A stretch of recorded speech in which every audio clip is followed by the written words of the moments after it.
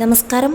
നടിയെ ആക്രമിച്ച കേസ് കരിയറിനെ ബാധിച്ചിട്ടുണ്ടോ എന്ന ചോദ്യത്തിൽ പ്രതികരണവുമായി നടൻ ദിലീപ് രംഗത്തെത്തിയിരിക്കുകയാണ്. കാർത്തിക് സൂര്യയുടെ യൂട്യൂബ് ചാനലിൽ നൽകിയ അഭിമുഖത്തിലായിരുന്നു അദ്ദേഹത്തിൻ്റെ പ്രതികരണം.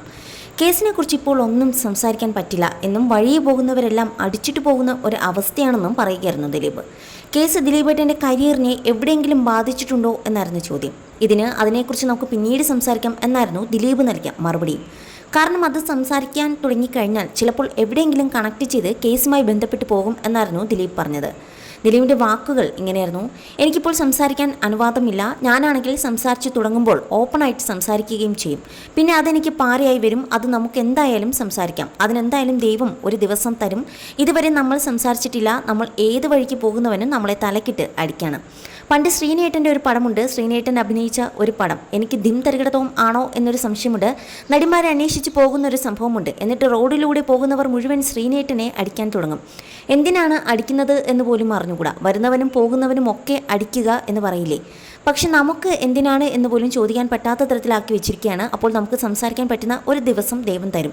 ഇപ്പോൾ ബാക്കി എല്ലാവരും സംസാരിച്ചു കൊണ്ടിരിക്കുകയാണ്, നമ്മൾ മാത്രം കേട്ടുകൊണ്ടിരിക്കുകയാണ്.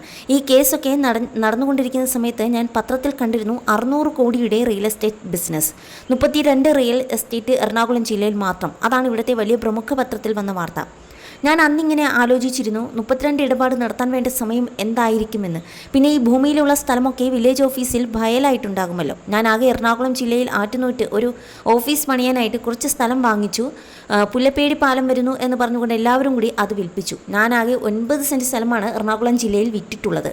അങ്ങനെയുള്ള ഒരുപാട് കഥകളുണ്ട്. എൻ്റെ എല്ലാ കാലത്തും കൂടെ നിന്നിട്ടുള്ള ഒരാളാണ് ഗണേശേട്ടനെ എനിക്ക് മറക്കാൻ പറ്റില്ല. പ്രധാനപ്പെട്ട ഒരു സ്ഥാനത്തിരിക്കുന്ന സമയത്ത് പോലും പുള്ളി നമ്മളെ വിശ്വസിച്ച് നമുക്ക് വേണ്ടി സംസാരിച്ചിട്ടുണ്ട്.